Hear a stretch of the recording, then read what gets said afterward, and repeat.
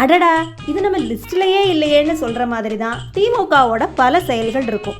அது மாதிரி தான் தேவையே இல்லாம எதுக்கு கூட்டுறோன்னே தெரியாம தொகுதி மறுசீரமைப்பு பத்தி விவாதிக்க முதல்வர் ஒரு அனைத்து கட்சி கூட்டத்தை கூட்ட, அந்த கூட்டத்துக்கு சுமார் 45 கட்சிகளுக்கு அழைப்பு விடப்பட்டதா தகவல்கள் சொல்லுது.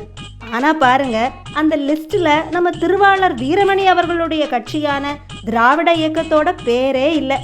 கூப்பிடவே இல்லைனாலும் போய் ஒரு அட்டெண்டன்ஸை போட்டு ஜூஸை குடிச்சிட்டு வந்துருவோம்யான்னு கூட்டத்துக்கு போன நம்ம தலைவர் அங்கே போய் ஆத்துன்னு உரையாற்ற எல்லாரும் தூங்கி விழாத குறையா கடனேன்னு கேட்டு உட்கார்ந்துருக்கிற காணொளி தான் இப்போ சூப்பராக ட்ரோல் கண்டென்ட் ஆகியிருக்கு. மாண்புமிகு முதலமைச்சர் அவர்களே, சிறப்பாக தேவையான நேரத்தில் சரியான முடிவெடுப்பதற்காக அனைத்து கட்சிகளையும் இங்கே வரவழைத்துள்ள நிலையில் இதை புறக்கணித்தவர்கள் இனியாவது தமிழ்நாட்டு இது ஒரு கட்சியினுடைய கூட்டம் அல்ல, தமிழ்நாட்டினுடைய நலன், தமிழ்நாட்டுடைய எதிர்காலம், மாநிலத்தினுடைய உரிமைகள் இவைகள் பாதுகாக்கப்பட வேண்டும் என்பதில் தாங்கள் பங்கேற்க தவறிவிட்டோம் என்பதை பிறகாவது உணர வேண்டும்.